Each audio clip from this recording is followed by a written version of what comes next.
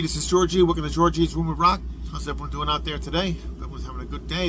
Friday's here, the weekend's here, so I'm doing another video for you, and it's going to be a collection update. I'm actually going to split this in two because I got a lot of stuff, too much stuff. But so it's going to be this one's just going to be hard rock and some power metal in there, and a bootleg, and the next one's going to be like thrash metal, death metal, the heavier stuff on the next one. I'll do that in the middle of the week, so I'll do that one then. So if we're going to do this one now. Show you that these are 12 albums to show you here that I got. I completed some collections with this one too, and yeah, so that's it. Let's get going because there's a lot to go through, and let's just do it. All right, we're gonna start off with a new album from Black Country Communion 5. It's with Glenn Hughes and Joe Bassamana and what do you call it? Jason Bonham and Derek Sheridan. Good stuff. I don't have the fourth one, actually the first three, but not this. I didn't get the fourth one, but I got the fifth one, which is really good. Came out this year. The first four songs: Enlightened, Stay Free, Red Sun, and Restless. Even Letting Go, the fifth one. The whole thing's good, but those five really stand out to me. And Too Far Gone, another good track. So, really good stuff by Black Country Community. Really like the band. Just regular hard rock, you know, of today's standards. Really good stuff. A great, talented band. Just good music. Good stuff. Good heavy stuff. There you go. There's that one. And here's one I completed the discography of this band. And this is from 2000. What year is this from? What you got the years from? 2017. And Deep Purple. Infinite. This is the double disc set, which is why I love CDs so much. Get the DVD in there. Didn't watch the DVD yet though. But this one's got Time for Bedlam, Hip Boots, One Night in Vegas, Johnny's Band, Birds of Prey is great. Another good song. They do a cover of The Doors, Roadhouse Blues. I didn't think that was necessary. But this is one of the ones that obviously with Steve Morse and, you know, Ian Gillan, Ian Pace, Roger Glover, and Don Ari. Great stuff, though. Good album, though. Good stuff. It's from that era when Steve Morse, when he started, came in. It's a really good album. Some alright ones, and then this one's a pretty good one, though. So Infinite by Deep Purple. Finished that one. Got all their regular albums, and you get that kind of the covers album, other regular albums. And next one is the second to last one from this guy, who was controversial because people don't like him, and I get that. I get it if you don't like him, you don't like him, but I always liked him because he's Ted Nugent. The music made me do it. So good stuff though. It's got 10 songs, but it's kind of they redo a song and they do it in an acoustic way, which I don't get it. He does like another version of Fred Bear, which I don't know why he does that. But overall, the songs that I do like are good. The music made me do it. Where Are You Gonna Run to Get Away From Yourself? Another good song. And you got, of course, Ted songs. Cocked, Loaded, and Ready to Rock, which is, you know, typical Ted Nugent song. But good song. I Love You Too Much, Baby, another good tune. And of course, I Just Wanna Go Hunting. That's another one, a song. And they do Backstrap Fever, which is just cat scratching with other lyrics. So yeah, they gotta cut some of the stupid stuff. It's made it almost like an EP with this one, but I still like it. I like Ted Nugent. I like this more than I thought I was gonna. But so there you go.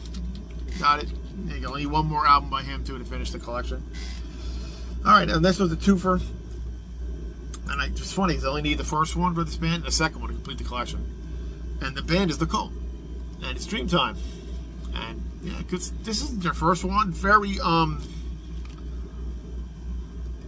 it's kind of, I don't know how to describe it. It's kind of new wave-ish, but a little heavier than new wave, if you know what I'm talking about.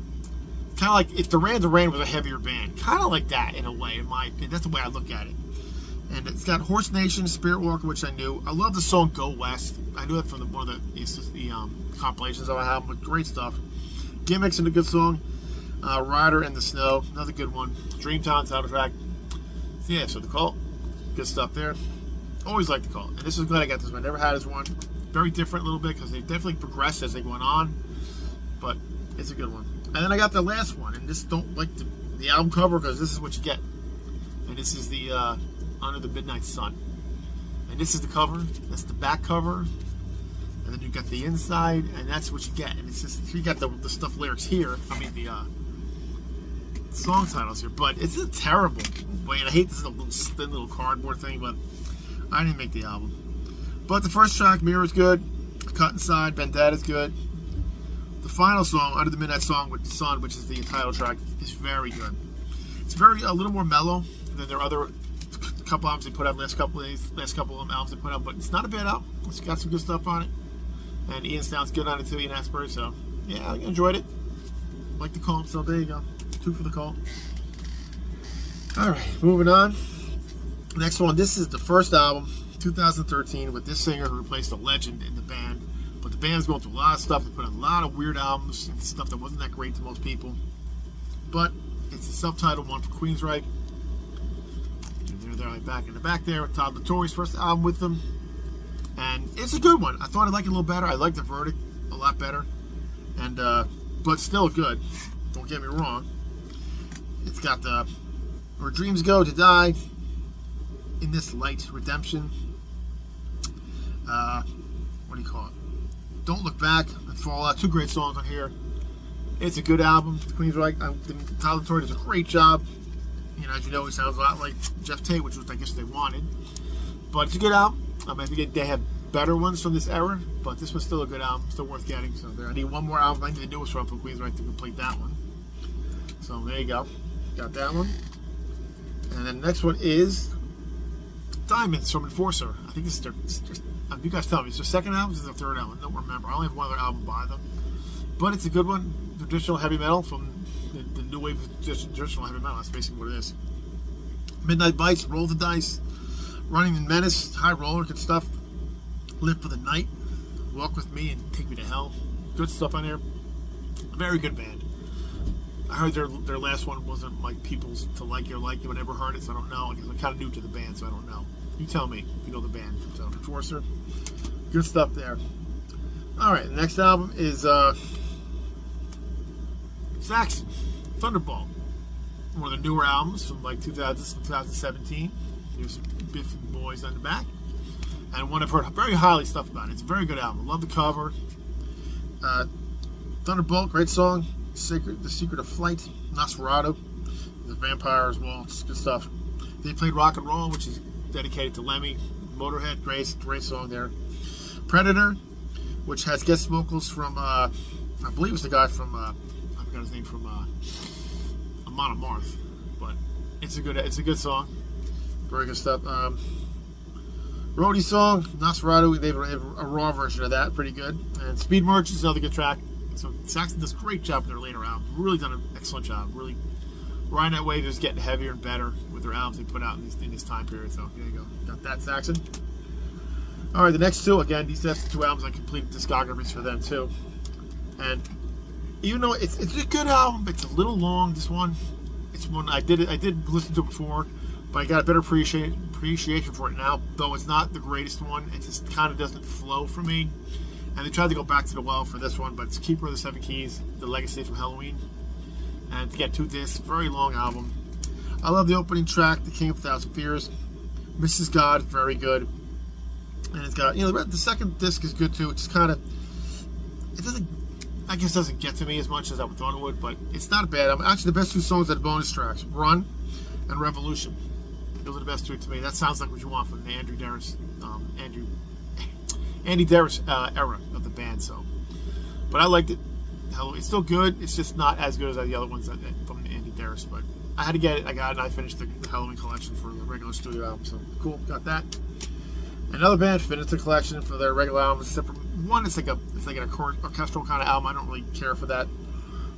Maybe if I get it cheap, who knows? But it's Blind Guardian, Beyond the Red Mirror. I got cool cover, and again, it's not one of my favorites by Blind Guardian, but still not a bad album.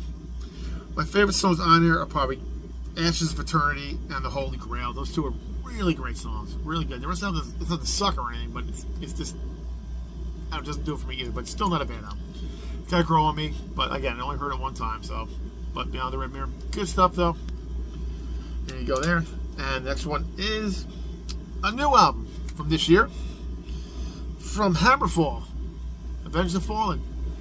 I was planning on getting this, but then I heard Melanie from Melanie Loves Death Metal talk about how much she liked it. She's not into this kind of really into the kind of music. She thought it was great. I was like, well, if she likes it, it's kind of good.